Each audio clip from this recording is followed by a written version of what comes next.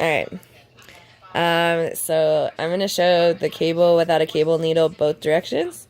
So you can see, here's this thing I'm working on. This part where you see that the stitches that stick out, that's a right leaning cable. And then the same thing is mirrored on the other side. So it's a left leaning cable, you can see there. It's basically the same thing, a little bit different depending on which way you're doing it. So if you want the cable to lean to the right, basically you need to hold the stitch to the back.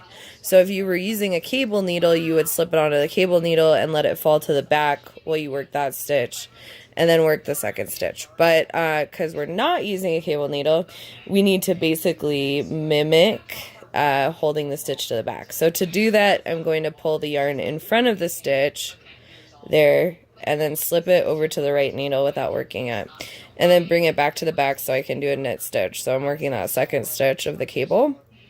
Now I have to work the first stitch, so that means I gotta grab that stitch from behind. So I'm just grabbing the stitch that I slipped. I'm not grabbing the stitch that I knitted. So once I've grabbed that stitch that I slipped from the back, because that helps us act like that stitch was held to the back on a cable needle, I'm pulling this right needle out of both stitches. So you can see this one's just dangling free now. So then I'm going to poke through it with my right needle. So now that's the finished stitch. That's the stitch we just worked, and it's in the correct place on that needle now. So now all we have to do is work this one. I like to do a little extra step when I'm doing this without a cable needle, because we held that yarn in the front of that stitch when we slipped it. If I just went ahead and worked it, it's going to have a little bar in front of the stitch. So you can see there's like a little bar there where that yarn was in front of it. So I just like to eliminate that little bar. So I'm going to go back and work that stitch again. So acting like that's where we are now that we have our slip stitch and our regular stitch. Or my bad, this would be where we would be, because we have that one on the left needle, this one on the right needle that we've already worked. I like to slip the on-work stitch over to the right needle and unwrap the yarn from around it. So you can see, like, I just basically like unwrapped it because we had the yarn in front of it. So when I slipped it over, I just took it in front of it. Hopefully that makes sense. You don't have to do that. I just like it because it looks a little bit better. So then I work that other stitch, the one that we haven't worked yet, and I have a nice little cable. So you would do basically the same thing if you're doing more than one stitch in your cable. So I'm going to take back a little bit here. Just a little bit. And show you if we were doing, for example, like two-stitch cables. So cables are always worked with an even number of stitches. You probably know that. I think you work them with the cable needle already.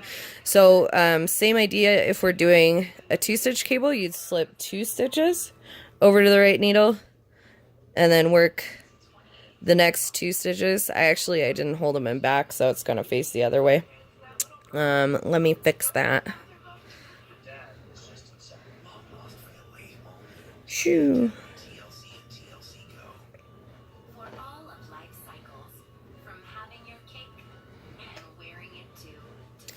Alright, so if we want it to be a right leaning cable, don't forget you gotta hold it in the back while you work those next 2 stitches. So to mimic that, I'm gonna pull the working yarn in front of those while I slip them, unlike last time I slipped them, and then work the next 2 stitches, and then I have to grab those 2 slip stitches from the back, which is a little bit of needle acrobatics, and then pull that right needle out of the whole kit and caboodle.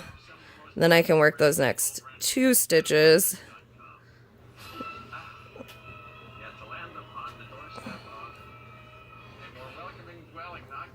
There we go. So that makes your 2-stitch cable, and so on and so forth. So Wayne will pause the video so I can show you a cable facing the other way.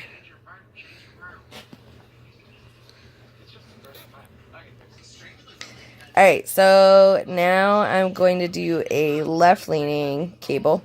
So this one's easier. Don't have to move this working yarn anywhere. You just slip the first stitch of the cable without with the yarn in the back of it. So yarn's good. Knit the next, and then you grab it from the front. So this would be, if we were working with a cable needle, this would be as though you were holding the stitch in front with the cable needle. So, you know, if you had your cable needle, you'd slip it to the cable needle, let it dangle in front.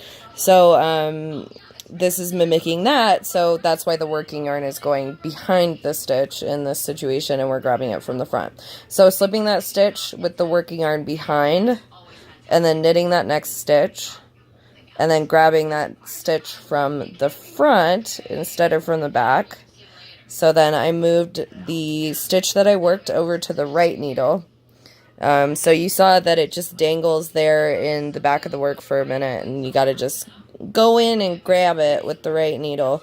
And then so now I have that slip stitch over here on the left needle, and then I'm just going to knit that stitch. So now I have a left leaning cable over here. So that's it. That is cabling without a cable needle.